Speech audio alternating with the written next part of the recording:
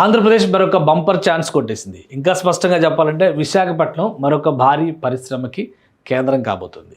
ఇటీవల పుట్టపర్తిలో defence cluster ఏర్పాటులో భాగంగా AMCA advanced medium range combat వెహికల్స్ని అంటే ఎయిర్ క్రాఫ్ట్స్కి సంబంధించినటువంటి ప్లాంట్ ప్రారంభ కార్యక్రమం భూమి పూజ కార్యక్రమంలో కేంద్ర రక్షణ శాఖ మంత్రి ఏపీ సీఎం చంద్రబాబు నాయుడు అలానే ఇతర ప్రముఖులు చాలామంది పాల్గొన్నారు. ఆ సందర్భంగా ఒక కీలకమైన ఒప్పందం జరిగింది. భారత్ ఫోర్జ్ సంస్థతో ఆంధ్రప్రదేశ్ ప్రభుత్వం మరొక ఒప్పందాన్ని చేసుకుంది. దీని సారాంశం ఈరోజు బయటకు వచ్చింది. అది కూడా భారత్ ఫోర్జ్ సంస్థ ఒక ప్రెస్ రిలీజ్ రూపంలో రిలీజ్ చేసింది. పుట్టపర్తిలో జరిగినటువంటి చర్చల సారాంశం ఫలితంగా ఒక ఎంఓయూ ఆంధ్రప్రదేశ్ ప్రభుత్వంతో కుదిరింది. ఆ ఎంఓయూ ప్రకారం మెరైన్ గ్యాస్ టర్బైన్ అంటే దేశంలోనే first private sector marine gas turbine Visakhapatnam కేంద్రంగా ఏర్పాటు కాబోతుంది.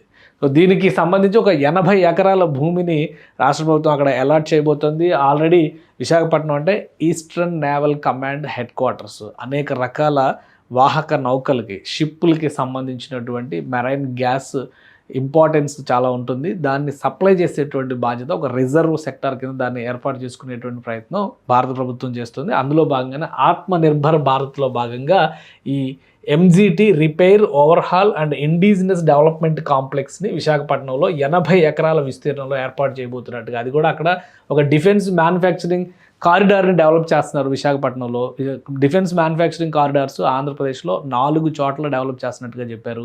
ఇటు పుట్టపర్తి వైపు ఉంది, అటు జగ్గయ్యపేట దగ్గర ఉంది, ఇంకోటి దొనకొండ దగ్గర ఉంది, ఇప్పుడు విశాఖపట్నం దగ్గర ఉంటుంది. మొత్తం 4 చోట్ల డెవలప్ చేస్తున్నారు.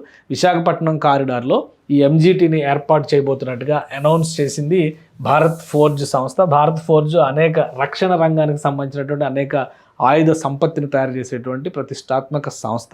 ప్రైవేట్ రంగంలో దేశానికి ఆయుధాలను అందించేటువంటి ఒక ప్రతిష్టాత్మక సంస్థగా ఇది గుర్తింపు పొందింది. సో ఈ సంస్థకి సంబంధించినటువంటి అగ్రిమెంట్లో భాగంగానే అంటే ఆ డిస్కషన్లో భాగంగానే ఈ సంస్థ ఏర్పాటు చేయబోయేటువంటి వ్యవస్థలకి ఆంధ్రప్రదేశ్ ప్రభుత్వం సూత్రప్రాయంగా అంగీకరించింది. 15వ తేదీన ఈ ఇనాగ్రేషన్ కార్యక్రమం జరిగింది. అక్కడ ఒక ఎక్స్పో కూడా జరిగింది. వివిధ రకాల ఆయుధ సంపత్తిని ప్రదర్శించేటువంటి ఎగ్జిబిషన్ అది. సో కేంద్ర రక్షణ మంత్రి, ఆంధ్రప్రదేశ్ సీఎం, ఆంధ్రప్రదేశ్ ఐటీ శాఖ మంత్రి, ఇండస్ట్రియల్ మినిస్టర్ వీళ్ళందరూ కూడా ప్రముఖులందరూ కూడా అటెండ్ అయ్యారు. అక్కడ ఒక సభా కార్యక్రమం కూడా జరిగింది. ఆ తర్వాత జరిగినటువంటి ఈ ఎక్స్పోని కేంద్ర రక్షణ మంత్రి అలానే ఏపీ సీఎం కూడా దర్శించారనమాట.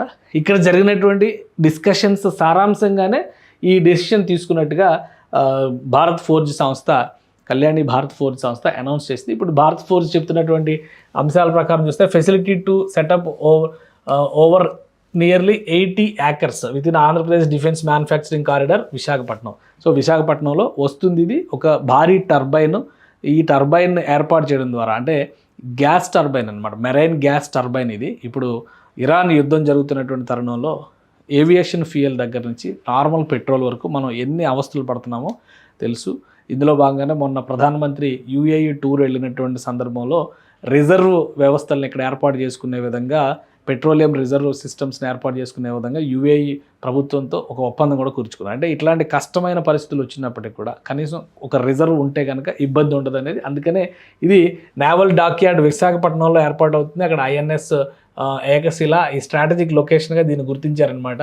కోలొకేటెడ్ with eastern naval command headquarters. ఈ మూడింటికి సమీపంలో ఉండేటి దగ్గర ల్యాండ్ అలాట్ చేస్తారు, ఒక 80 ఎకరాల ల్యాండ్ని. అక్కడ ఆపరేషన్స్ మొదలుపెట్టే దిశగా చూస్తారు. అలానే global supply chain disturbs in recent years have impacted repair and overhaul cycles for marine gas turbines used in Indian naval vessels.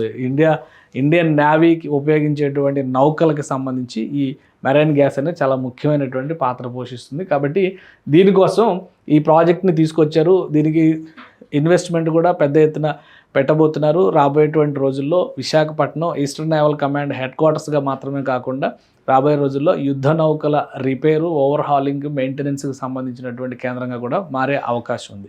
అంటే ఒకవైపు యుద్ధ విమానాల తయారీ కేంద్రం పుట్టపర్తిలో వచ్చింది. యుద్ధ నౌకలకు సంబంధించినటువంటి సామర్థ్యాన్ని పెంచేటువంటి ప్రాజెక్టు భారత్ ఫోర్జ్ ఆధ్వర్యంలో దేశంలోనే మొదటి ప్రైవేటు సంస్థ, ప్రైవేటు వ్యవస్థ కింద ఇది మారేటువంటి అవకాశం ఉంటుంది. సో ఇదొక ప్రతిష్టాత్మకమైనటువంటి సంస్థగా ఇంకా మరిన్ని వివరాలు రావాల్సి ఉంది. ఆ డీటెయిల్స్ అన్నీ బయటకు వస్తే కనుక ఇంకా క్లారిటీ వస్తుంది. దాదాపు 750 మందికి ఉద్యోగ అవకాశాలు దీని ద్వారా లభిస్తాయని చెప్పని అంచనా వేస్తున్నారు. పెట్టుబడులు కూడా 10 నుంచి 15,000 కోట్ల రూపాయల వరకు ఇన్వెస్ట్మెంట్స్ పెట్టేటువంటి అవకాశం ఉంటుందన్నారు. ప్రాథమికంగా రాష్ట్ర ప్రభుత్వం ఇస్తానన్నటువంటి హామీలు, ఆ తర్వాత భారత్ ఫోర్జ్ సంస్థ పెట్టబోయేటువంటి వ్యవస్థలు, వీటిపైన మాత్రం ఒక MOU కుదిరింది. దానిలో భాగంగానే ఇక్కడ చూస్తే India's first private sector marine gas turbine development and assembly hall, అలానే full spectrum hot test cell development and qualification of an indigenous marine gas turbine. So ఇందులో చాలా స్పెషాలిటీస్ ఉంటాయి, అలానే స్ట్రాటజిక్ బెనిఫిట్స్ కూడా ఉంటాయి.